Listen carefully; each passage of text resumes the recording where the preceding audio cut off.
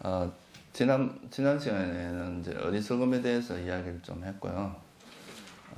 오늘은 이제 지혜의 또 한 측면이라고 할 수 있는 그 연기에 대한 이야기를 조금 하면서 그거와 관련된 우리 삶의 문제를 조금 같이 이야기해 보겠습니다.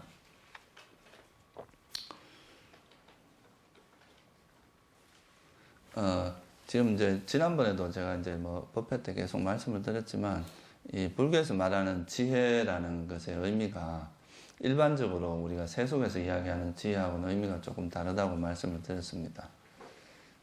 그리고 이제 어리석음이라고 하는 것은 그런 지혜에 대해서 이제 모르는 걸 어리석음이라고 하는 거죠.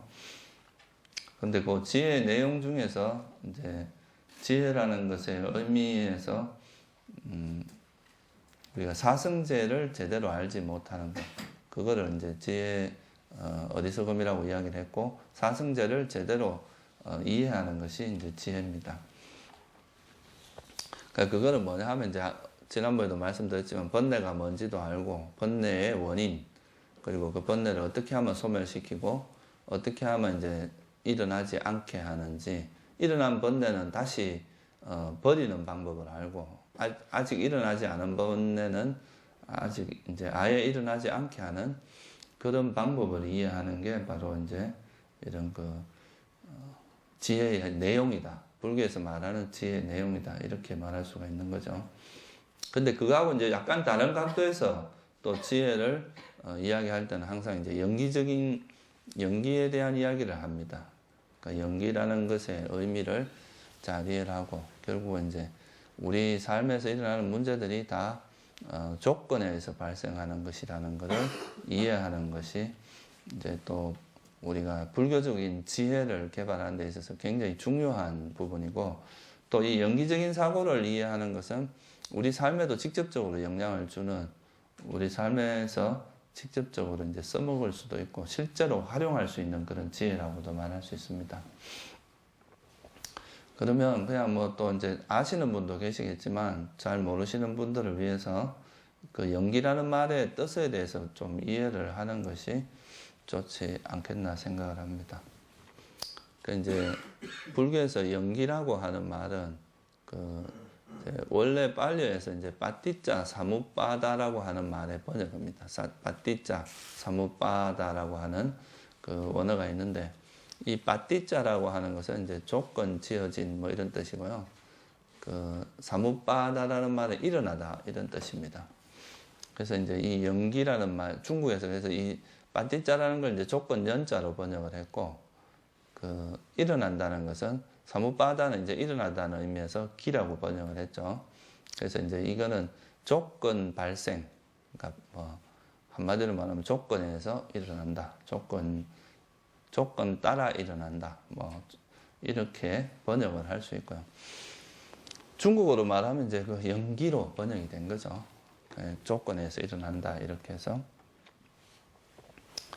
그러니까 이게 이제 이런 연기법이 일어나게 된 배경은 이제 부처님 당시에 항상 이 세상은 그러니까 어떤 실체가 있고 그 실체에 의해서 이제 전변된 거다.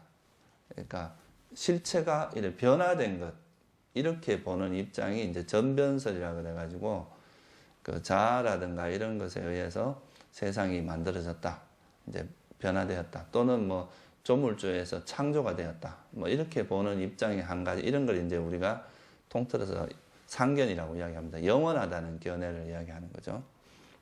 그 다음에 이제 두 번째는 죽으면 끝이다.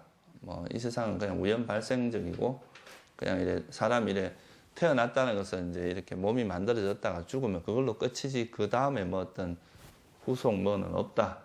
이렇게 보는 것이 이제 또 한 가지 측면이 있었어요. 그래서 그 두 가지가 이제 주된 사상 흐름이었는데, 근데 이제 그런 것들에 그 부처님은 이 두 가지를 상견, 하나는 상견이라 그러고 하나는 단견이라 그러는데, 이 두 가지 견해에 의지하지 않고 이제 나는 중간에 의해서 법을 설한다, 중도에 의해서 법을 설한다, 이런 의미로서 이제 제시한 것이 바로 그 연기법입니다. 이거는 이제 여러분들이 직접적으로 경험을 안 해보면 잘 모를 수도 있는데, 예를 들어서 내가 있다라고 생각을 했을 때 그런 이론적인 배경을 떠나서 우리가 이제 내가 있다라는 그런 생각이 있으면은 우리 삶에서 이제 이게 어떤 식으로 드러나냐 하면 이제 내가 있으면 그 다음에 어떤 식으로 발전을 하겠어요? 예? 내가 잘 먹고 잘 살아야 되겠죠, 그죠? 내가 행복해야 되고 또 내가 행복하려면은 또 그 행복이 내가 이제 지금 현재 어떻게 해서 행복하면 영원히 그 행복이 지속되기를 원하는 그런 마음으로 발전을 합니다. 저도 개인적으로 옛날에 이제 진화론에 빠져갖고 이제 뭐 실체가 있는 것처럼 생각한 적이 있었어요. 그런데 그런 거에 대한 견해가 있으면 사람이 어떻게 되냐면 아상이 강해집니다. 나라는 것이 강해지고 또 자아 중심적인 생각이 아주 강력해지는 그런 게 있어요. 그러니까 내가 이제 행복한 것이 주된 게 되는 거지. 왜냐하면 나가 독립적으로 존재하는 거기 때문에 실체가 있다, 자아가 있다라는 말은 죽어도 변치 않는 뭔가가 있다는 뜻이고 그것이 이제 행복하기를 바라는 영원히 행복하기를 바라는 이런 마음으로 발전할 수밖에 없습니다. 그래서 이래 보면 이제 내가 있다라고 생각을 하는 그런 견해가 있으면 분명히 이거는 자아 중심적인 사고가 될 수밖에 없는 그런 구조가 됩니다. 지금 뭐 예를 들어서 우리 세상에서 종교도 보면 뭐 각자 자기 이슬람교도 같은 경우나 뭐 이런 데도 보면은 자기 종교에서 추구하는 방향하고 다른 것은 다 적으로 규정을 해버리잖아요, 그죠? 그러니까 그런 것도 굉장히 집단 이기주의적인 모습이거든요. 그러니까 이런 거는 다 나름대로 우리 것만 유일하고 우리 것만 그렇다라고 최고다 이렇게 생각하는 그런 방향으로 흘러가면 대부분 방향이 그래 갈 수 없습니다. 그건 개인에게도 그렇고 또 집단도 그렇고. 그러니까 그런 경우는 이제 타협이나 뭐 서로 어울려 살고 조화롭게 살고 이런 게 아니라 그냥 뭐 그러니까 우리하고 같은 무리들만 잘 되면 되고 다른 무리들은 이와 다른 어떤 이교도라든가 다른 집단의 사람들은 별로 뭐 우리 편이 되든가 안 그러면 죽든가 둘 중에 하나 이렇게 되는 거죠. 그래서 그런 방식이 되기가 쉽다는 거예요. 그러니까 만약에 단멸론이다. 죽으면 끝이다 이렇게 생각하면 어떻게 하겠어요? 뭐 내가 지금 하는 무슨 행위들 하든 간에 그게 별로 중요하지 않은 게 돼버립니다. 그죠? 그냥 뭐 죽으면 끝인데 이 생에서 마음껏 즐기면 되고 또 내가 아무리 나쁜 짓을 해도 그걸로 끝이다. 이렇게 생각을 할 수 있기 때문에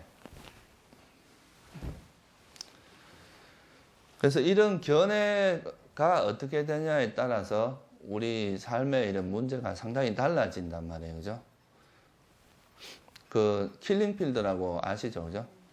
캄보디아에서 무슨 독재자가 와가지고 사람을 인구의 3분의 1인가를 죽였다 그러죠. 700만인가 죽였는가 그렇습니다. 그 사람도 일종의 단멸론자라 그러거든요. 그러니까 이게 사람을 죽여도 그게 업이 된다거나 그걸로 인해서 내가 과보를 받는다 이런 생각이 전혀 없는 거죠. 그러니까 이 사람들한테는 저건 그냥 하나의 그냥 돌덩어리나 그냥 일반 짐승과 같은 그런 정도 수준밖에 안 되는 거예요. 그러니까 이제 그런 일을 저지르는데 그와 마찬가지로 그래서 이제 일반적으로 그러니까 영원히 산다고 생각한 자아가 있어가 영혼이나 자아 이런 게 있어서 영원히 산다고 영원히 존재한다고 생각하는 거하고 죽으면 끝이고 그런 것은 별로 의미가 없다. 인과도 없고 과보도 없다. 그런 식으로 바라보는 관점. 이렇게 두 가지가 이제 대표적인 관점인데, 근데 부처님은 그렇게 보신 게 아니라, 여기서 말한 연기법이라고 하는 것을 이야기했습니다. 이게 그렇게 영원히 존재하는 것도 아니고, 어떤 죽으면 끝이다. 이런 것도 아니고, 중요한 거는 원인이 있다. 이 세상에 일어나는 모든 것에서는. 그러니까 어떤 원인이 있으면 어떤 현상이 발생을 하고, 원인이 없으면은 그 현상이 발생하지 않는다라고 하는 이 가르침을 세상에 드러낸 거죠. 이게 이제 사실 불교가 다른 종교와 차별화되는 바로 지점입니다. 그리고 불교에서 말하는 지혜가 다른 종교, 다른 어떤 세속적인 지혜와 뭐 일치하는 부분도 많이 있어요. 세속적으로 말하는 거하고. 근데 그 차원이 달라지는 그 지점이 바로 여기에 있는 거죠. 연기적인 관점, 연기에 대한 이해, 이런 것이 세속적인 지혜와는 완전히 다른 세계로 가게 되는, 그렇게 되는 것이 바로 이 연기 가르침입니다. 그래서 조건이 있으면, 어떤 조건이 갖추어지면 어떤 이제 현상이 발생을 하고, 조건이 일어나지 않으면 그런 현상, 우리에게 일어나는 그런 법들이 일어나지 않는다. 그래서 이런 조건의 힘에 의해서, 조건의 어떤 그 조건이 가지고 있는 잠재력, 이런 것에 의해서 세상에 있는 이런 현상들이 일어난다고 보는 거, 이게 바로 연기법입니다. 그래서 이제 이거는 부처님이 나시기 전에도 그렇고, 이제 부처님이 꼭 나셨다고 해서 이 법이 생겨난 것이 아니라 이 세상의 존재 원리라는 거예요. 이 세상에 이제 나름대로 움직여 나가는 원리가 연기적인 관계로 일어나고 있는데, 그거를 이제 부처님 같은 분이 발견을 하신 거죠. 그죠? 수행을 통해서. 아, 세상의 진리가 이런 거구나. 있는 그대로 보는 지혜가 생기니까, 이 세상은 이런 식의 구조를 갖고 이제 움직여 나가는구나. 이런 원칙, 법칙에 의해서, 이제 세상이 발생하기도 하고 소멸하기도 하는구나 하는 거를 이제 발견한 거죠. 요즘 이제 과학자들이 옛날에는 어떻게 생각했어요? 세상이 뭐 옛날 뭐가 조물주에서 만들어졌다, 이렇게 보통 생각을 신에 의해서 창조된 거, 이렇게 생각을 했잖아요. 근데 이제 요즘 과학이 발달하면서 뭐 이제 어떤 이 세상에 존재하는 물질계에서도 영원한 것은 없고, 또 그런 물질들이 적당히 결합을 한 것들에 의해서 이제 물질이 형성되고, 또 그런 물질이 질량이 생기는데 필요한 또 힉스 입자라고 하는 게 최근에 또 이제 발견이 됐잖아요. 원래 예측은 했었어요. 그런 게 있다는 거. 근데 그게 실험적으로 증명이 안 됐었는데, 최근에 또 그런 것도 증명이 됐고. 그런 걸 보면 그게 이제 어떤 조건들이 결합을 하면 이 우주가 형성이 됐다가, 또 이게 우주가 시간이 지나다 보면 또 이제 그런 게 서서히 쇠퇴하면서 또 깨져가지고 공해 상태로 갔다가 다시 또 형성됐다, 이런 과정을 거친다는 거죠. 이런 과학적인 발전도 연기에 세상이 연기적으로 존재하고 있다는 것을 증명해주는 그런 뒷받침을 해주고 있습니다. 오히려 과학의 발전이. 그래서 이 연기법이라고 하는 것이 사실은 우리가 사는 이런 연기적인 관점이 현대 과학의 발전에도 전혀 모순되지 않고, 오히려 이런 것이 과학의 발전에 의해서 더 정확하게 증명이 되어 나간다고 해도 과언이 아닙니다. 그래서 이 연기라고 하는 그 의미가 조건에 의해서 발생한다. 그러니까 이것이 어떤 원인이 이렇게 모여 있으면 그 원인에 적합한 결과가 일어나는 측면이 있고, 원인이 사라지면 또 그것이 사라진다.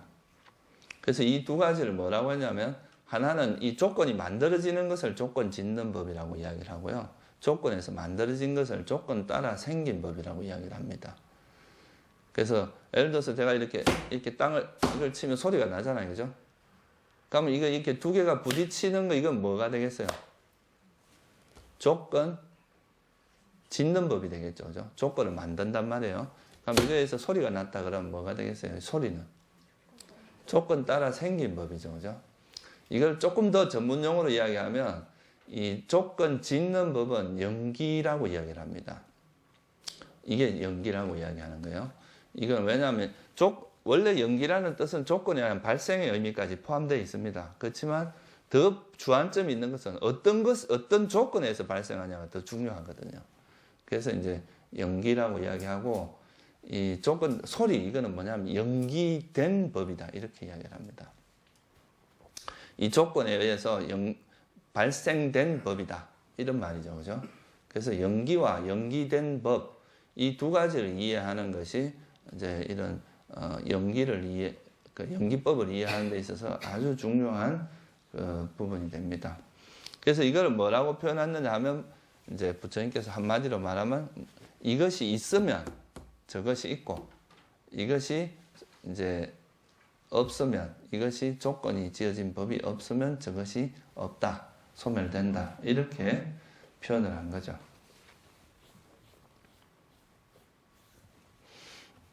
그래서 이것을 좀 이제 보면은, 여기서 조금 더 부연 설명을 드리면, 이런 의미가 있어요. 일단은 조건이 있어야 발생한다는 의미가 있겠죠. 그죠? 예를 들어서 이 소리가 내가 이렇게 두드리는 조건이 없으면 소리가 발생하겠어요? 안 하겠어요? 안 하죠. 그죠? 어떤 소리가 일어날 수 있는 어떤 조건이 있어야 그 소리가 일어나고 내가 이제 두드리는 이런 게 없으면 소리가 발생하지 않는다. 이거죠. 지금 제가 말을 하는 것도 일종의 소리인데 이것도 내가 말하고 하는 의도와 그런 의도에서 이제 목젖에서 움직임이 있어야 되잖아요. 그죠? 근육이 움직여져서 그것이 이제 소리가 나는 건데 그런 것이 없으면은 이런 소리가 나지 않겠죠. 그죠? 그래서 이제 조건이 형성되면 그것이 발생한다는 측면이 있고 또 하나의 측면은 뭐냐면 이 조건에 맞는 결과가 일어난다 이거예요. 조건하고 무관한 결과가 일어날 수 없다. 이 부분이 또 한 가지가 있겠죠. 그건 무슨 말이냐면 콩을 심었는데 팥이 날 수 있어요, 없어요? 그러진 않는다 이거예요. 콩을 심으면 콩이 나고 팥을 심으면 팥이 난다 이거죠. 여러분들이 선법을 행했는데 악보가 일어나고 그러니까 불선업을 지었는데 선한 과보가 일어나고 이럴 수는 없다는 거죠. 그러니까 이 조건의 성질, 조건이 가지고 있는 그 어떤 이 조건에 맞게 그 조건에 부합되는 결과가 일어나지 조건과 관련 없는 결과가 일어나지 않는다는 측면도 포함이 되어 있다 이거예요. 그러니까 이 두 가지 의미를 동시에 이해를 해야 제대로 이해를 하는 거라고 할 수 있어요. 그래서 이 조건이 어떻게 이런 여기에 맞는 결과를 발생시키느냐 이런 측면에서 이제 그 설명을 해 나가는 것을 전문 용어로 바타나라 그래요. 바타나. 이거는 이제 조건이 이걸 중국에서는 발취라고 번역을 했습니다. 발이라는 건 발생하다 이런 뜻이고 취라는 건 나아간다. 뭐 어떤 방향으로 나아갈 취자잖아요. 그죠? 그러니까 예를 들어서 무명이라고 하는 건 행으로 나아간다 이런 뜻이에요. 행이라는 걸 발생시키는데 그 행으로 가지 무명에서 육처로 가거나 이렇게 되지는 않는다 이 말이죠. 무명에서는 행으로, 무명은 행을 발생시킨다. 그러니까 그 조건이 가지고 있는 그 어떤 그 조건과 조건의 발생시키는 그 부합되는 결과가 있다는 거예요. 쉽게 말해서 아까 말했듯이 사과나무를 심었는데 사과 열매를 심었는데 배가 열린다거나 이런 일이 있을 수 없잖아요. 그죠? 그 조건에 따라서 결과가 달라진다는 거죠. 어떤 조건이 모이냐에 따라서 결과도 달라진다. 그래서 이제 두 가지 측면이 있는데 하나는 연기라고 하는 측면은 그냥 그 발생이라는 측면에만 포커스가 맞춰져 있고요. 또 하나의 측면은 그 연기에서 어떤 일이 그 연기가 가진 어떤 그 연기가 꼭 이런 방향으로만 나아간다는 측면 그게 있어요. 그게 이제 바타나라고 하는 그 측면이고 한쪽은 연기라는 그러니까 발생시키는데 좀 포커스가 있는데 제가 뭐 이런 이론적인 걸 설명하려고 하는 건 아니고 중요한 거는 그런 어떤 조건이 있으면 이 조건이 있어야 이제 결과가 일어나고 조건이 사라지면 결과가 일어나지 않는데 이 조건은 반드시 그 조건과 관련된 결과를 일으킨다는 거죠. 그거를 잘 이해를 하시는 게 좋아요. 그걸 이제 우리가 조금 더 알기 쉽게 이야기하면 선업은 선한 결과를 일으키고 악업은 그러니까 안 좋은 과보를 일으키는 거지. 선업을 지었는데 악한 과보가 온다거나 불선업을 지었는데 선한 과보가 오거나 이런 일은 있을 수 없다는 거예요. 이게 이제 그 어떤 조건의 법칙이라고도 할 수 있습니다. 그 왜 그러냐? 그건 뭐 부처님도 말씀 안 하셨어요. 그게 이제 세상이 지금까지 흘러오는 어떤 존재의 모습이 그렇다는 거예요. 그걸 이제 모르고 자꾸 이거를 왜곡해서 이야기를 하면은 그 실제와 다른 생각이 움직이면 그거는 자기 생각과 현실이 다르니까 계속 이 갈등이 일어나고 힘들어지는데 이 현실을 직시하고 현실이 실제 그렇게 된다는 걸 알면 그게 맞게 우리가 살아갈 수가 있잖아요. 그죠? 그래서 하여튼에 이 세상의 존재 원리는 그렇게 돼 있다는 거죠. 그게 연기적인 모습으로 돼 있다. 뭔가 원인이 없는데 결과가 발생하는 건 없고 그 원인을 또 이 결과가 발생하는 적합한 원인을 찾았을 때는 어떻게 되겠어요? 그 문제가 제대로 해결이 될 수 있는데 적합하지 않은 원인을 만약에 찾게 되면 헛다리를 짚는 거다 이거예요. 결과를 별로 정확히 이제 찾아 나갈 수가 없다는 거죠. 그래서 부처님께서도 이제 그러니까 연기에서 12연기에서 보면은 우리가 여러분들이 살면서 뭐가 있어요? 이 세상에 괴로움이 있잖아요, 그죠? 그러면 그 노병사라고 하는 그런 괴로움이 있는데 이 노병사의 원인이 뭔가?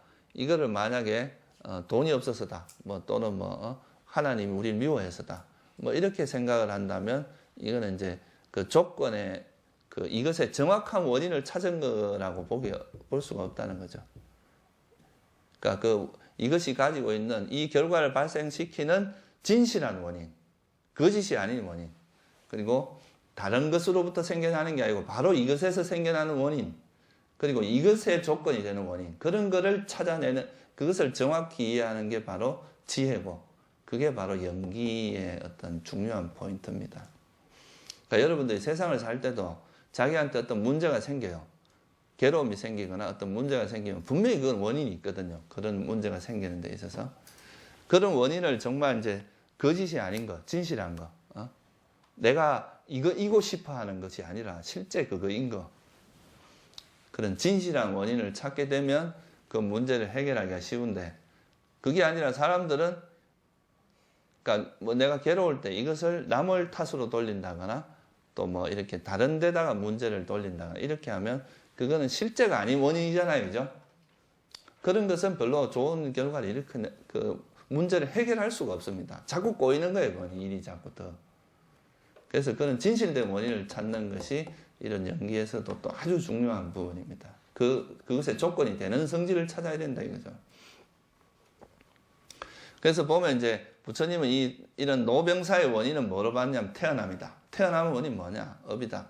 이런 것은 사실 이제 일반인들의 지혜로 이렇게 찾아 들어가려고 하면은 뭐 사성직업 10만 대급이 이하성 최소한 홀로 깨닫는데 이하성직업 10만 대급이 걸린다고 주석서에 나옵니다.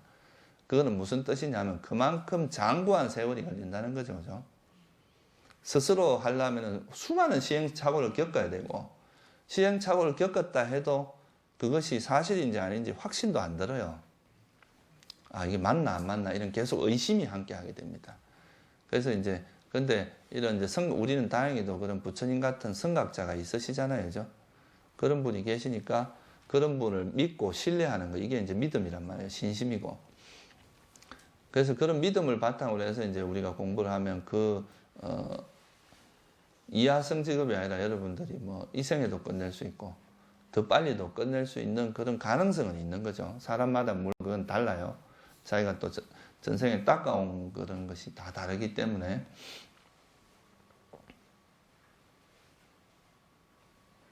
그래서 하여간 그런 원인을 정확히 이해하고 그거를 통찰해 나가는 것이 바로 불교에서 말하는 지혜 부분이다.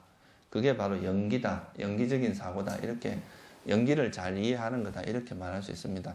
우리가 보통 이제 12연기나 이런 것만 생각을 하면 여러분들이 너무 이 연기가 우리 삶에서 멀어진 거 아닌가? 우리 삶하고는 별로 관계없는 거다. 이렇게 생각할 수도 있거든요.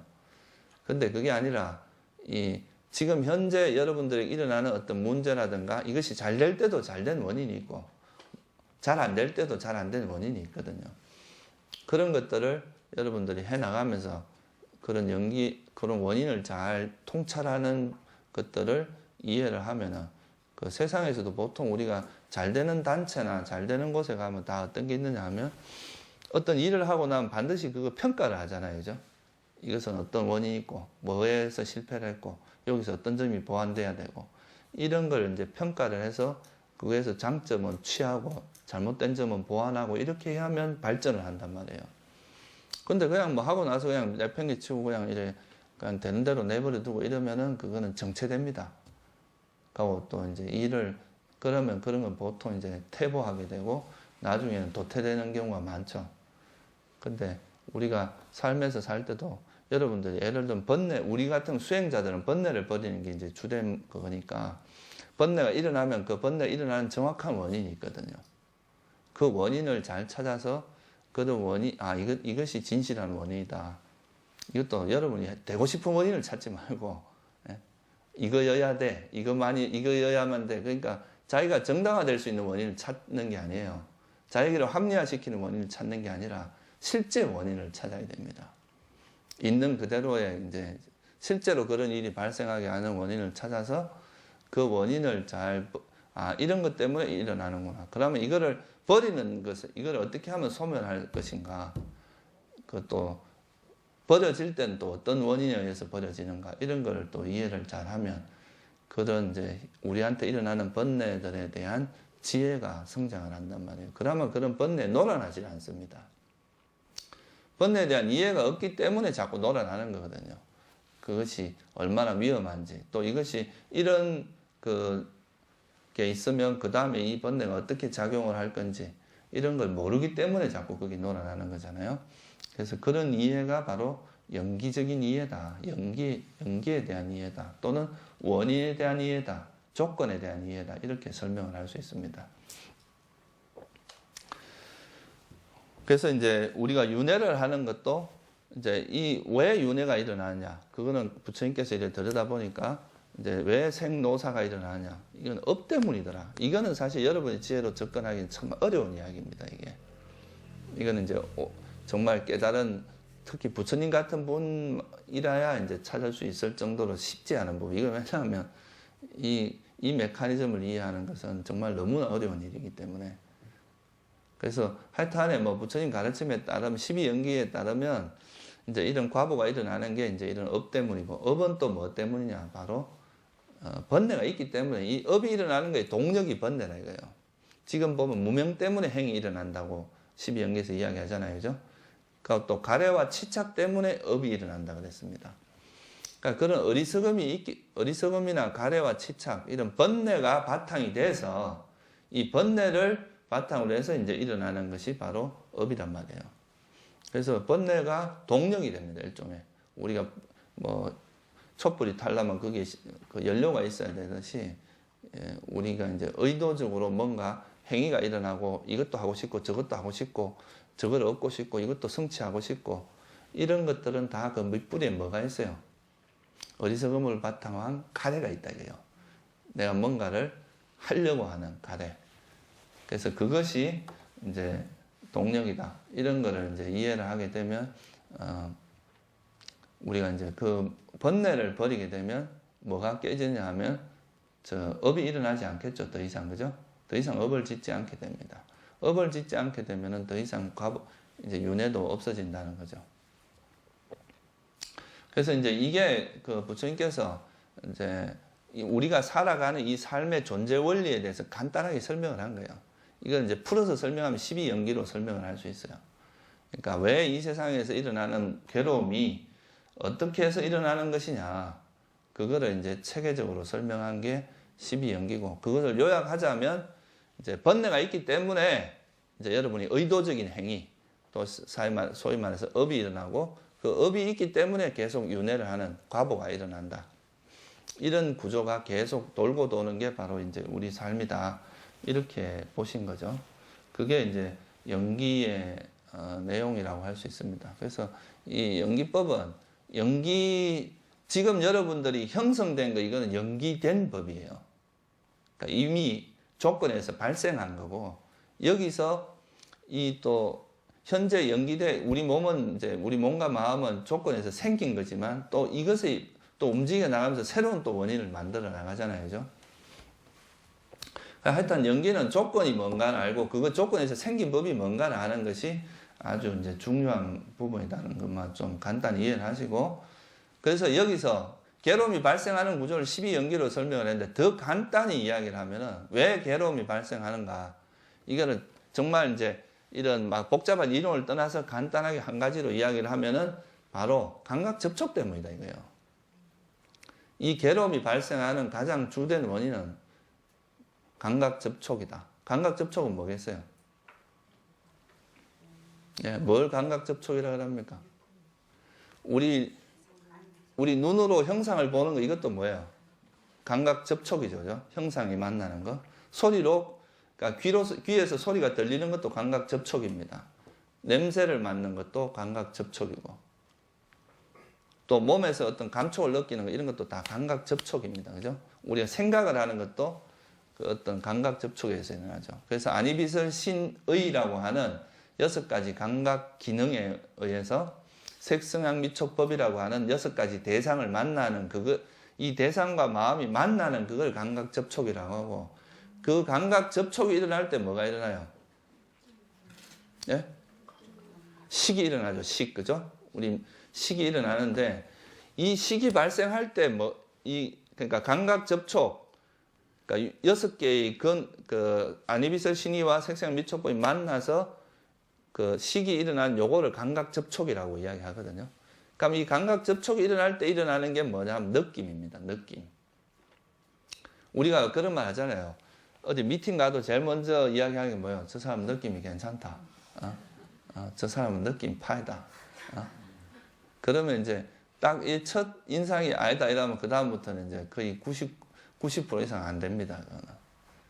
우리가 심리학자들이 딱 연구를 해보면요, 사람이 딱 만나서 그 사람에서 호불호를 판단하는 게 거의 90% 이상이 딱 1초 내로 결정이 된대요.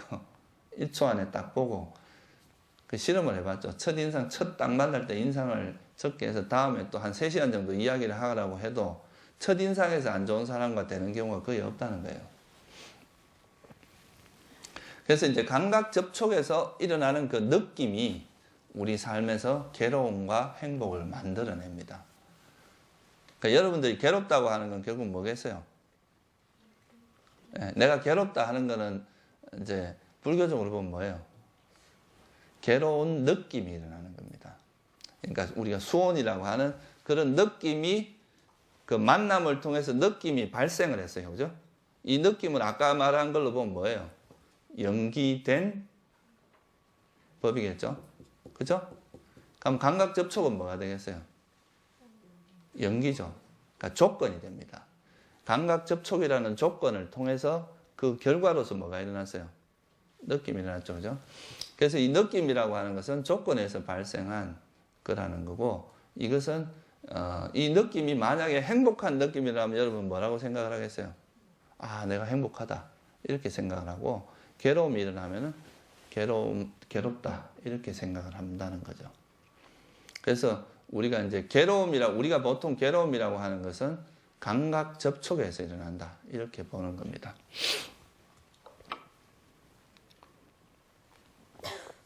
근데 지금 현재 나는 행복한데 왜 그 괴로움이 일어난다고 말하느냐 이렇게 말할 수도 있는데, 우리가 느낌이라고 하는 것이 영원합니까? 아니면 영원하지 않아요? 영원하지 않으니까 그 행복한 느낌이 일어났다 하더라도 그게 영원히 지속되는 건 아니잖아요. 그죠? 그러니까 이것도 역시 그 본질적으로 보면 이걸 행복이라고 하기 어렵다는 거예요. 왜냐하면 사라질 때 오는 고통이 있거든요, 이게. 그래서 일단 느낌이 일어나는 것 자체가 그렇게 본질적으로 보면 괴로움이라고 보는 거예요. 그래서 우리가 상수멸정이란 말 들어봤어요? 그러니까 멸진정이라고 하기도 하죠. 그죠? 이거는 뭐냐 하면 우리 마음에서 이런 느낌 자체가 사라진 상태가 되거든요. 느낌이 사라졌다는 건 뭐냐면 마음 자체가 아예 없다는 이야기예요. 그러니까 그런 삼매 상태가 있어요. 이거는 딱 그 삼매에 들어가는 순간부터 깨어날 때까지 생각 자체가 완전히 그러니까 멈추는 게 아니라 잠시 이렇게 하나의 대상에 멈추는 게 아니라 아예 사라져 버립니다. 그때 느낌도 없고 아무것도 느낌 자체도 없어지는 거죠. 이런 상태를 이제 멸진정이라고 하는데, 그래서 불교에서 볼 때는 이런 느낌이 일어나는 것 자체가 본질적으로는 괴로움의 요소를 가지고 있다고 보는 거예요. 그래서 이걸 이제 비록 행복한 느낌이라 할지라도 그것이 사라질 때는 또 고통을 유발하기 때문에 이제 괴로움의 요소라고 보는 거죠. 뭐 평온한 느낌도 마찬가지입니다. 그렇게 이제 행복이라고 보는, 이것도 역시 꼭 일어날 때는 뭐 그냥 평온하게 좋은데 또 이것이 사라지면은 그 평온함이 깨지면 또 괴로움이 일어난다는 거죠. 그래서 이제 그 감각 접촉에 의해서 이런 느낌이 일어난다는 거기 때문에 이 느낌 자체는 행복한 느낌이 일어나건 괴로운 느낌이 일어나건 느낌이 일어난다는 것은 괴로움이라는 거고, 그래서 이제 부처님께서 이 세상에서 일어나는 그 괴로움이라고 하는 것은 뭐라는 거예요? 이게 조건에 의한 발생이다 이거예요. 감각 접촉이 있기 때문에 이런 느낌이 일어나는 거고, 이 느낌이 있으면 이제 그 다음에 이제 온갖 일들이 벌어지기 시작합니다. 예를 들어서 일반적으로 사람들은 행복한 느낌이라면 그게 뭐가 일어나요? 집착이 일어난단 말이에요. 가래가 일어납니다. 또 괴로운 느낌이라면 어떻게 합니까? 보통 싫어하는, 이 괴로운 느낌하고는 싫어하는 이런 성냄이 동반되는, 일반적으로 그래요. 그러니까 평온한 느낌에는 어리석음이 작용을 합니다. 이 평온한 느낌은 잘 모르기 때문에. 근데 또 이제 수행을 많이 한 사람들은 그 대신에 이제 이런 행복한 느낌이 일어나더라도 가래가 없이 그냥 그 행복한, 그러니까 일반 사람들은 이 느낌이 일어나면 그 느낌에 빠져버립니다. 그 느낌에 휩쓸려 버리는 거죠. 그죠? 좋으면 막 너무 좋아갖고 막 너무 행복하다고 그러다가 또 조금 괴로우면 우울해지고, 괴로워서 못 살겠다 막 이러고, 또 이제 그런 식으로 왔다 갔다 하는데, 이제 수행을 하는 사람들은 그런 괴로움이 느낌이 일어날 때 이 느낌은 조건에서 발생한 거다, 이렇게 바라보면 어떻게 되겠어요? 그게 연연하지 않고 거기서 한 걸음 물러서서 좀 초연한 상태로 바라볼 수 있다. 아라한들도 행복은 느끼고 괴로움도 느끼고 다 느끼거든요. 아라한이라고 해서 좋은 걸 보고 행복하지 않은가 하잖아요. 아라한도 선정에 들어가면 행복을 느낀단 말이에요. 근데 단지 이제 일반 중생들하고 다른 점은 거기에 빠지지 않는다는 거죠. 그거를 그냥 초연하게 바라보고 전혀 거기에 빠져들지 않는다. 그건 왜냐하면 그 느낌 자체가 조건에 의해서 발생한 거라는 걸 알기 때문에 그렇다는 거예요.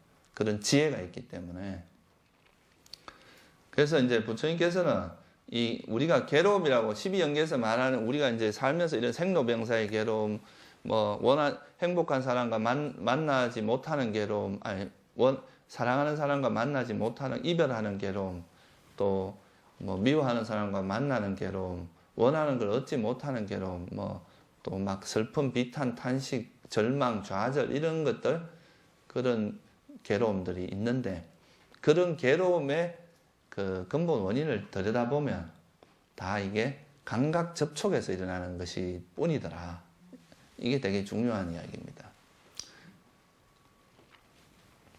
그러니까 이건 거꾸로 이야기하면 무슨 이야기냐 하면, 이것이 내가 짓는 것도 아니고, 보통은 이제 이런 괴로움이 일어나면 이제 남이 이런 괴로움을 주는 것도 아니고, 내가 짓는 것도 아니고, 뭐가 어떻게 해서 이런 괴로움이 일어난다는 겁니까?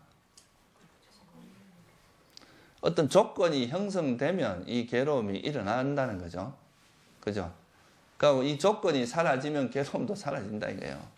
그러니까 다시 말해서 우리가 말하는 괴로움이라는 게, 보통 사람은 내가 너무 괴롭다, 난 괴로워 죽겠다, 그런 하는 그 속에, 괴로움을 느끼는 속에 뭐가 항상 개입되어 있어요? 나라는 것이 개입되어 있고, 이 괴로움을 실체화합니다. 이 괴로움이 마치 내 것인 것처럼, 나에게서 일어나는 것인 것처럼 이렇게 생각을 하는데, 이게 그 괴로움의 본질은 뭐라는 거예요? 부처님이 말씀하신 거는, 연기에서 말하는 거는, 우리가 외부의 대상과 만나는 거기에서 그런 느낌이 일어나는 것일 뿐이다 이거예요. 우리가 이게 느낌을 그냥 느낌으로만 바라보면 이건 아무 큰 문제가 되지도 않고 아무것도 아닌 것인데, 이 느낌이 일어날 때 여기에 집착이 일어나면 이건 굉장히 큰 어떤 고통이 되고, 또 괴로움, 그걸 싫어하는 마음이라도 그거로부터 엄청난 고통이 일어나게 되고, 그죠? 그러니까 괴로움을 마치 내 것인 것처럼, 나의 것인 것처럼, 또는 이 괴로움을 누가 주는 것처럼, 또 내 스스로 짓는 것처럼, 나라는 존재가 있어서 내가 짓는 것처럼 이렇게 생각하면은 그거는 이제 고통이 많을 수밖에 없는 건데, 이 괴로움이라고 하는 것이 조건에 의해서 발생하는, 그 조건이라는 게 결국 감각 접촉에 의해서, 감각 접촉이라는 조건에 의해서 일어난 것일 뿐이다.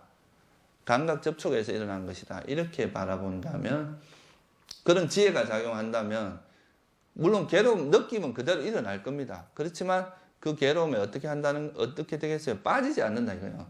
가래로 일어날 것이 지혜가 작용하게 되고, 성냄이 작용할 게 자비가 작용하게 되고, 이렇게 된다 이거죠. 그 대상을 만나는 그 자리에서 보통 이런 이제 괴로움이 일어나는데, 그 괴로움의 자리가 이제 바뀐다는 거예요. 근데 그게 여러분들이 산속에 간다고 그런 감각 접촉이 안 일어나요. 또 이 도시에 있는다고 해서 감각 접촉이 일어나고 뭐 산속에 가면 감각 접촉이 안 일어나는 그런 건 아니란 말이에요. 그죠? 그러니까 우리가 장소 이런 것도 이제 우리에게 좋은 걸 주지만 결국은 뭐냐면 우리가 어디 가나 어느 장소에 있으나 뭐가 일어나요? 여러분 살아있는 한은 감각 접촉에서 벗어날 수가 없습니다. 이건 일종의 과보, 우리가 의도적으로 하는 것도 있지만 전생의 과보로 일어나는 것도 있거든요. 그래서 이거는 피할 수 있는 게 아니고 그 감각 접촉으로 인한 느낌은 계속 살아있는 한은 일어날 수밖에 없어요. 이게 안 일어나는 경우 멸진정에 들어가는 때 경우밖에 없어요. 살아있는 존재 중에서는. 그러니까 이건 계속 일어날 수밖에 없는데 그러면 그거를 이제 없앤다기보다는 그것을 잘 이해해서 거기에 빠지지 않도록 하는 게 중요한 거라고 할 수 있겠죠. 그죠? 그래서 이 감각적 우리에게 일어나는 그 괴로움이라는 거 한마디로 말해서 느낌을 말한다고 말할 수 있는데 그런 느낌은 감각 접촉에서 일어나는 것이고 이것은 조건에서 일어나는 것이지 어떤 내가 짓는 것도 아니고 남이 짓는 것도 아니라고 이해하는 것이 굉장히 중요합니다. 그러니까 외도들이 이제 부처님한테 와서 그런 질문을 많이 합니다. 이 괴로움은 내가 짓는 것입니까? 아니면 남이 짓는 것입니까? 쉽게 말해서 내가 이제 나라는 자아가 있어가 그 자아가 짓는 것이냐 아니면 남이 짓는다는 거 예를 들면 뭐 조물주나 이런 분이 너는 말 안 들으니까 괴로움을 겪어야 돼. 뭐 이런 식으로 해서 남이 준다. 또는 뭐 다른 사람이 나를 괴롭혀서 내가 괴롭다. 이렇게 말할 수도 있겠죠. 그죠? 그런 남이 짓는 거냐.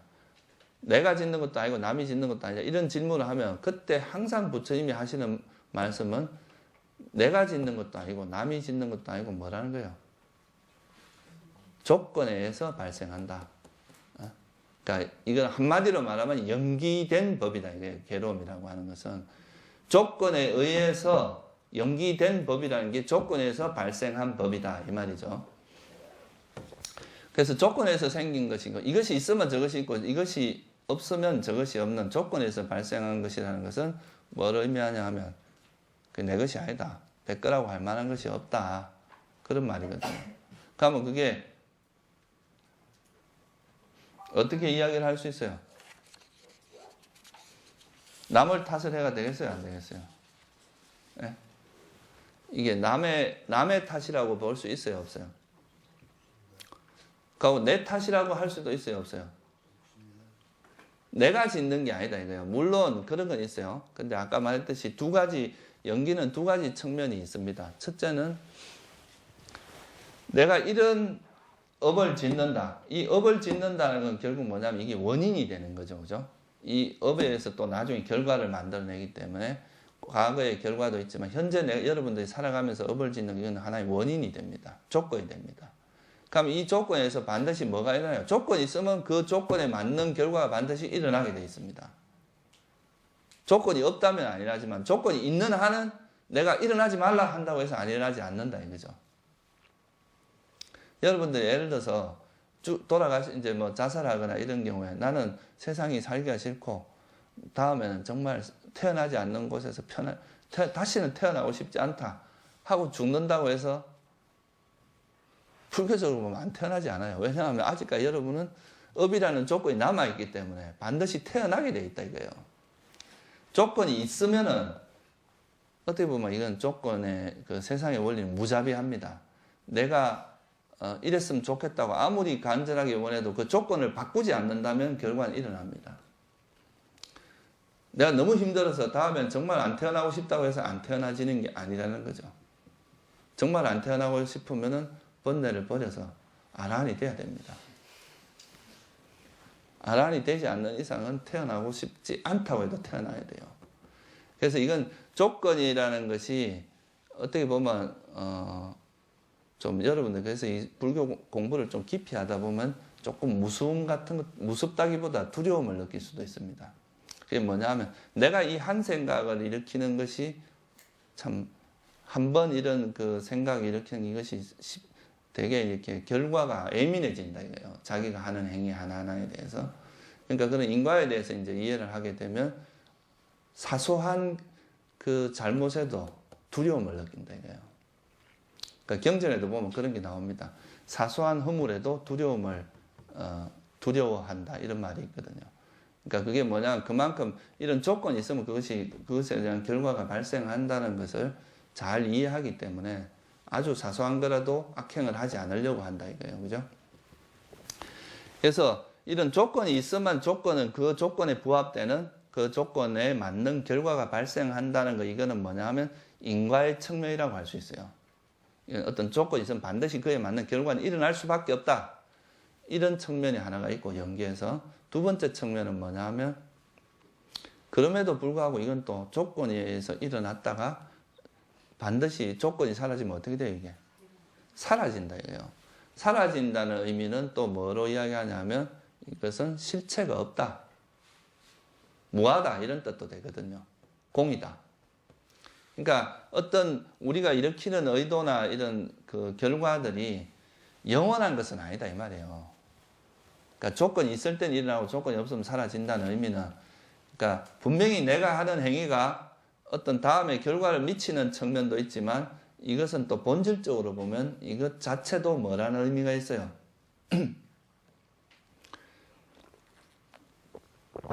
이것이 실체는 아니다 이 말이죠. 그죠? 그러니까 그게 이제 영원한 것은 아니다, 그런 의미가 포함되어 있습니다. 그러니까 이 두 가지 측면이 연계는 물론 다른 측면도 있지만 이 두 가지 측면이 주된 요소가 있습니다. 그러면 이거는 뭘 의미하냐면 괴로움이 우리 삶에서 일어나는 그런 것들이 만약에 여러분들이 두 가지 측면이 있어요. 내가 너무 인생은 고다, 이제 우리가 사는 이 삶이 고다라고 이야기하는데, 근데 뭐 나는 보니까 뭐 다 고이기는 하지만 이건 무상한 것이고 무하고 실체가 없다, 공이다 이렇게 생각하고 뭐 무슨 행위든지 해도 괜찮다 이렇게 해서 공이니까 다 이 실체가 없으니까 뭐 내가 뭘 해도 다 공이다, 아무 의미 없다 이렇게 이해를 해서 만약에 내가 막 행동을 함부로 한다면 이거는 어떻게 되겠어요? 좋은 결과를 이루겠어요? 못 이루겠어요? 이건 나중에 분명히 더 그런 가보가 일어난단 말이에요. 이런 게 이제 불교의 잘못된 이해 방식입니다. 비록 공이지만 내가 짓는 그 조건에 의한 결과가 있어요, 없어요? 그러니까 있다는 걸 이해하지만 공이지만 그거를 이제 공이라고 보지만 그런 결과가 없다는 걸 무시하면 안 된다 이 말이에요. 그리고 또 조건에서 발생하는 것이라는 것은 분명히 이해를 하고 있지만 또 그럼에도 불구하고 이건 실체는 아니다라는 걸 또 이해를 해야 된다 이거죠. 그죠? 그게 그래서 연기를 중도라고 하는 이유가 바로 이런 데 있습니다. 이건 어느 한쪽에 치우치는 견해가 아니라 적절한 균형이 있는 견해이기 때문에 그렇다는 거예요. 이건 어떤 의미를 지니냐 하면, 예를 들어서 우리가 일상생활을 할 때는 인과적인 측면에서 내가 바른 행위를, 그러니까 선행을 하려고 노력을 하고 악행을 가급적이면 안 해야 됩니다. 여러분들이 악행을 하는 건 반드시 그에 합당한 가보가 오기 때문에, 그러니까 남을 괴롭힌다거나 살생을 한다거나 도둑질을 한다거나, 그러니까 옥에서 말한 있죠, 살도 엉망주라고 하는 그런 행위를 하면 반드시 거기에 따르는 과보가 있다는 것을 확실하게 믿어야 돼요. 이 인과를 확실히 이해를 하고, 그러면은 어떻게 하겠어요? 사소한 잘못도 저지르지 않으려고 노력할 거고, 그죠? 가급적이면 선행을 하려고 노력할 거 아니에요, 그죠? 이런 방식으로 살아간다. 이거는 되게 좋은 이제 측면이죠. 그럼에도 불구하고 이런 또 업이라고 하는 것이 실체가 없다는 걸 알면 그게 집착하지 않는다 이거. 내가 예를 들어서 이런 행위를 했으니까 이건 내가 이제 좋은 행위를 했다 그러면서 또 그게 너무 집착을 하게 되면 그게 또 다른 문제를 일으키잖아요, 그죠? 그래서 이제 이거를 그렇지만 그럼에도 불구하고 이건 실체가 없고 공이다, 무상한 것이다 그렇게 바라보게 되면 거기를 연연하지 않고 또 소위 말해서 우리 속된 말 우리나라에서 많이 쓰는 무주상으로 할 수 있다 이거예요, 그거를 행위를. 근데 만약에 그런 거에 대한 이해가 없으면 그거에 또 집착을 하거나 이렇게 될 수 있다는 거예요. 그래서 이제 너무 또 이런 행위에 내가 선행을 했다는 이런 상황에 집착하는 사람한테는 그것도 역시 무아야 이렇게 깨줘야 됩니다. 그게 실체가 없다. 거기에 너무 이렇게 빠지거나 너무 거기에 매몰되지 마라 이렇게 말할 수 있고, 또 근데 너무 공이다, 공에만 천착하는 사람이 있을 수 있잖아요, 그죠? 이 세상에 있는 모든 현상은 무상한 것이고 실체도 없는데 뭐 다 의미 없다. 그렇게 이야기하는 사람한테는 오히려 연기에서 인과의 측면을 드러내줘야 되는 겁니다. 그런 사람한테 인과라는 게 되게 중요하거든요. 오히려 인과를 이해해서 악행을 멀리하고 선행을 하도록 해야 되는 거고. 그러니까 여러분도 마찬가지예요. 우리도 그렇게 이해를 해야 그게 균형 잡히는 게 된다. 또 요즘 사람들이 보면 과거의 일에 대해서 좀 상처 때문에 또 현재 영향을 받는 사람도 많이 있단 말이에요. 그죠? 과거 몇십 년 전에 있었던 상처가 평생을 영향을 주는 것도 있어요.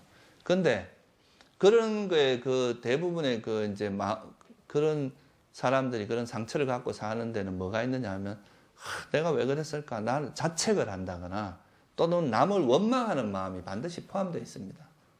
근데 그거를 여러분들이 만약에 이건 그때 조건에서 일어난 하나의 현상일 뿐이다. 만약 이렇게 볼 수 있다면 그 상처에서 벗어나는데 훨씬 도움이 됩니다. 그걸 실체화하면 벗어날 수가 없어요. 계속 그걸 끌고 다닐 수밖에 없게 되거든요. 그러니까 이럴 때는 또 그 현상 자체가 그때 어떤 뭔가 안 좋은 조건들이 형성돼서 일어난 하나의 일이다. 이런 생각을 그걸 털어버려야 된다 이거예요. 근데 그걸 계속 가져가게 되면은 그건 끊임없는 고통을 유발합니다. 그래서 이제 이런 연기적인 이해를 잘 하게 되면은 그런 거는 내가 짓는 것도 아닙니다. 이걸 내 거라고 생각을 하면 이게 보통 놓기가 힘들거든요. 사람들이 이건 내 고통, 내가 지은 거다. 내 그때 왜 그런 나쁜 짓을 했을까? 그리고 자기를 자책하고 막 미워하고 이러다 보면 결국은 그게 이제 상처가 돼서 못 놓게 돼요, 그거를. 근데 이게 내가 짓는 게 아니라 내가 짓는 거 맞습니까? 조건에서 발생한 거다 이거예요. 자기가 짓는 것은 그때 내가 거기에 부합된 조건이 일어났어요. 내 마음에도 그런 조건이 일어난 거지. 그게 나라고 하는 뭔가가 그 일을 한 건 아니라는 거죠. 그러니까 그렇게 봐야 우리 삶에서 일어나는 문제를 너무 그렇게 의미를 부여한다거나 거기에 너무 또 빠져버린다거나 이렇게 되질 않습니다. 그러니까 옛날에 그 어른 스님들이나 큰 스님들이 하는 말이 뭐라 그래요? 인생은 꿈과 같다 뭐 이런 말 표현 많이 쓰잖아요. 그죠? 그냥 그때 상황에서 있었던 발생한 하나의 현상인 측면이 있어요. 그렇지만 꿈이지만 내가 어떤 나쁜 행위를 했을 때 그 과보가 일어나는 건 또 무시할 수가 없다 이거예요. 그러니까 우리가 여기에 두 가지에 대한 이해를 잘 하면은 우리 삶에서 그런 문제를 해결하는 데 상당히 도움이 됩니다. 과거 상처는 지나가 버린 거예요. 그런 거는 딱 무아라고 이해를 하면서 딱 놓아버려야 됩니다. 그건 내가 지은 게 아니거든요. 남이 지은 것도 아니고 그냥 그때 그런 조건이 형성된 것일 뿐이다 이렇게 봐버려야 됩니다. 그리고 그걸 놓아버리고 지나간 걸 자꾸 붙들고 현재로 끄집어 오면 그게 계속 이게 실체처럼 살아서 움직이는 게 되는데 그걸 과거의 것을 버린 하나의 것으로 놓아버리면 그게 별것도 아닌 게 될 수도 있단 말이죠.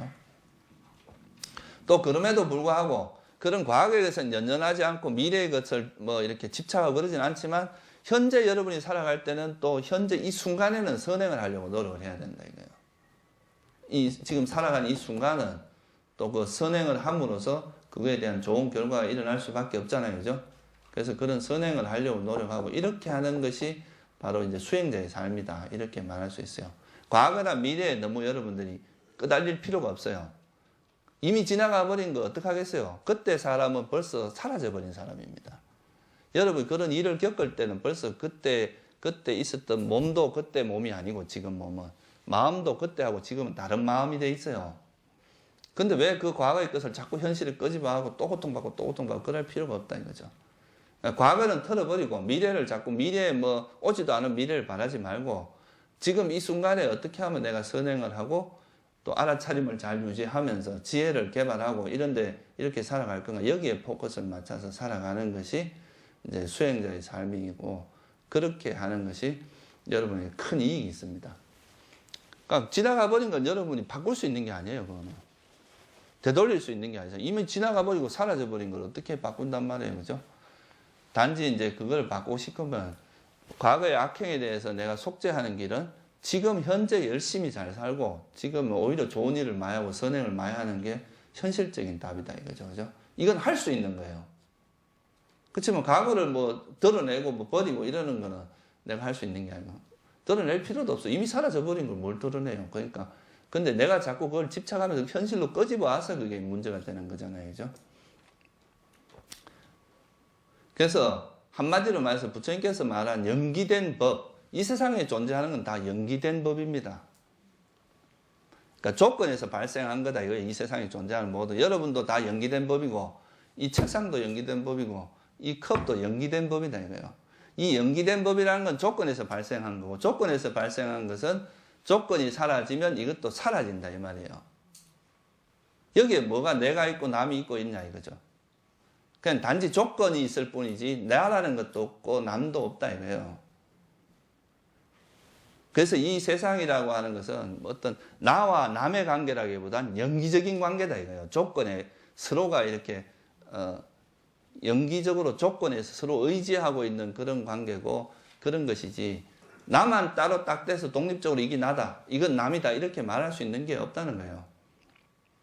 그래서 그런 관점을 가지면 우리가 이제 세상도 좀 더 더불어 사는 세상의 삶의 모습으로 바뀌는데, 남 이렇게 되면 남이야, 내가 더 잘 돼야지, 남이 잘 되는 것보다 남이 더 잘 돼야 돼, 내가 더 잘 돼야 되고, 남이 잘 되면 질투가 일어나고, 이런 이제 그 번뇌들이 발생하는 이제 시작이 거기서부터, 그게 첫 단추라는 거죠. 그러니까 어리석음 중에서 가장 근원적인 어리석음이 바로 이 내가 있다라고 하는 그 어리석음이거든요. 그래서 이제 그런 거를 이 세상이 다 연기된 법이다라고 이해를 하면, 연기된 법, 이거를 우리가 이제 전문 용어로 뭐라고 하냐면 쌍카라라고 이야기합니다. 조건에서 만들어진 법이다. 쌍카라 들어봤죠? 그거를 이제 우리나라에서 중국에서 뭐라고 번역하면 유위, 조건, 위라는 건 할위자인데 뭔가 의도적 행위에 의도적인 조건 뭐 이런 거에서 만들어진 거, 유의, 그게 바로 유의법이라는 뜻이에요. 쌍카라를 유의법으로 번역한 거거든요. 그래서 일체 유의법은 뭐라 그랬어요? 여몽환포영이라고 그랬잖아요. 금강경에 보면 이게 다 꿈과 같고, 몽이라는 꿈이잖아요. 환이에요, 환. 그러니까 눈이 이렇게 쿡 찌르면 뭐가 막 나타나잖아요. 한번 찔러보세요. 뭐가 푹푹 나타나잖아요. 근데 이게 바로 뭐 실제 존재하는 겁니까? 아니면 뭐가 이렇게 흐르흐르 하는 게 뭔가 이 찌르는 조건에서 나타난 그 환이다 이거예요, 환. 그런 환이고, 거품이 이렇게 뭐 물에서 거품이 일어났다 사라지는 이런 것 같고, 그림자 같다 이거예요. 그런 거지, 그게 실제로 뭐가 존재하는 것이 아니다 이거죠. 그리고 재행무상이라고 할 때, 재행이라는 이것도 이제 쌍카라를 이야기하거든요. 삿배 쌍카라. 이게 이제 빨리어로는 삿배 쌍카라라고 그래요. 모든 형성된 법은, 연기된 법은 아니짜, 무상하다. 두카, 괴로움이다. 무상한 것은 괴로움이다. 그리고 삿배, 담마, 모든 담마라고 하는 것은 무아, 안 왔다라고 그랬거든요. 그래서 이제 모든 이 세상이 연기된 법이라고 하는 것은 다 조건에서 발생한 거고, 그렇기 때문에 여러분이 여기서 여기에 이 조건 따라 만들어진 것에 대해서 너무 그런 강렬한 애착을 가질 필요가 없다 이거예요. 왜? 이거는 뭐 금방 사라지게 돼 있어요. 여러분이 아무리 붙들려고 해도 이건 붙들 수 없는, 붙드는 것이 애초에 불가능한 것이라는 거예요. 그러니까 여러분이 할 일은 그냥 적당히 그걸 사용하다 가면 돼. 이걸 붙들려고 하지 말고 나하고 인연된 것들하고 잘, 그러니까 이제 조화롭게 잘 살다가 가는 것이 우리 삶이지, 너무 그거를 막 붙들어서 내 것으로 하려고 나만 소유하려고 하고 이런 것은 어리석음의 소치다 이거예요. 그런 거는 이제 잘 그 세상의 원리를 잘 모르기 때문에 일어나는 것이다, 이렇게 말할 수가 있겠죠, 그죠?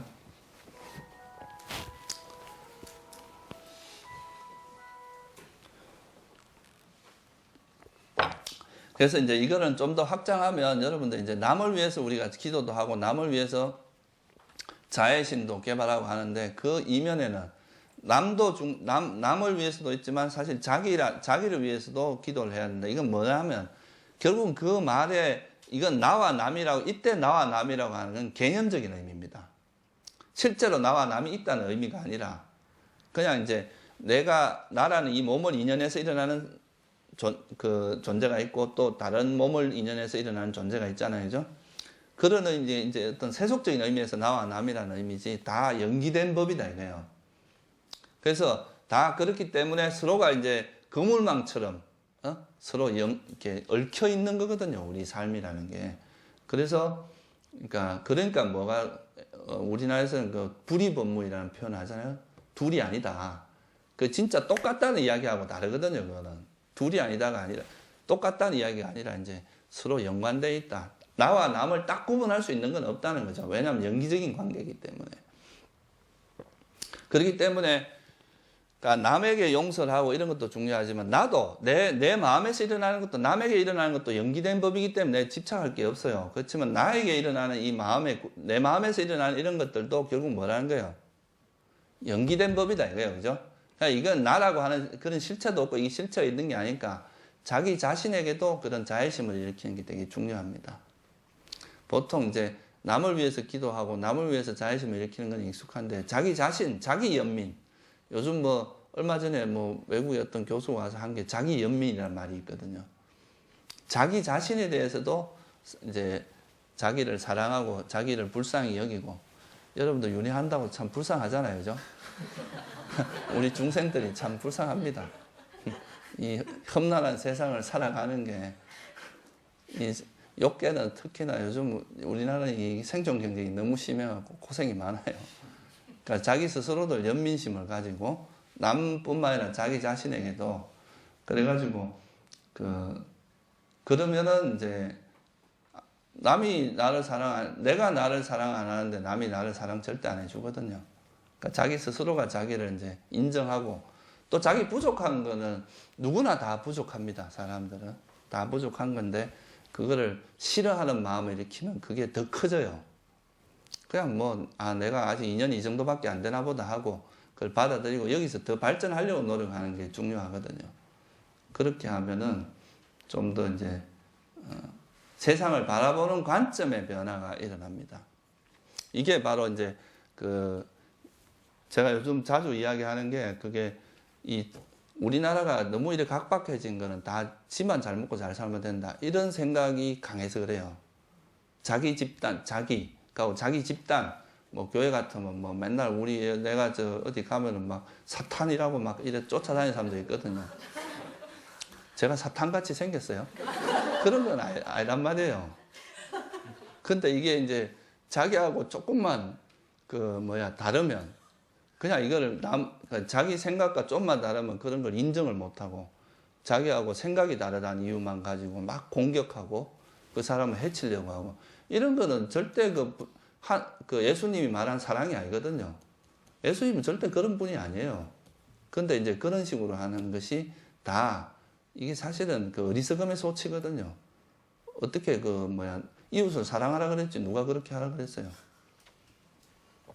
그러니까 이게 이제 그런 자아 중심적인 사고가 되면은 이게 이제 더불어 사는 이런 거에 대한 생각이 없어지는데 불교의 가장 이제 위대한 것 중에 하나가 이런 연기적인 사고입니다.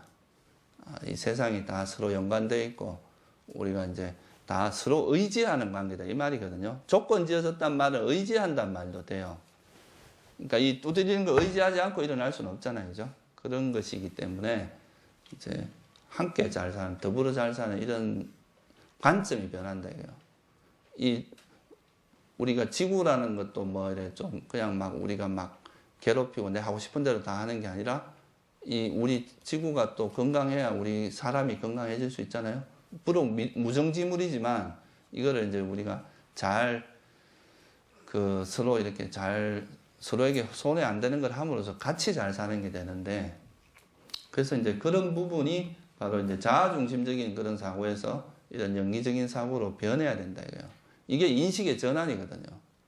그런 인식의 전환만 일어나도 여러분들이 세상 사는 게 완전히 달라집니다. 이게 이제 너무 그러니까 나이가 들어도 맨날 자기밖에 모르고 이런 사람은 되게 어린 사람입니다. 나이만 들었지 정신적으로는 아직 미성숙하고 그런 사람이고 정말 이제 성숙한다면 남도 배려할 줄 알고 다른 사람과 내가 잘 되는 만큼 다른 사람도 행복하길 바라고 이런 마음을 이렇게 성숙한 사람이지 돈 많다고 성숙하거나 권력이 높다고 성숙한 사람이 아니거든요. 그래서 이제 이런 연기적인 사고를 좀 여러분들이 이렇게 이제는 불교를 공부하는 사람이면은 항상 연기적으로 생각을 해야 됩니다. 적어도 너무 이렇게 자기 중심적으로 생각하는 건 이제 좀 그런 어린애 같은 발상은 이제 좀 버리고 좀 더 연기적으로 이제 그래 사는 인식의 전환이 되는 계기가 됐으면 합니다. 예, 오늘 여기까지 하겠습니다.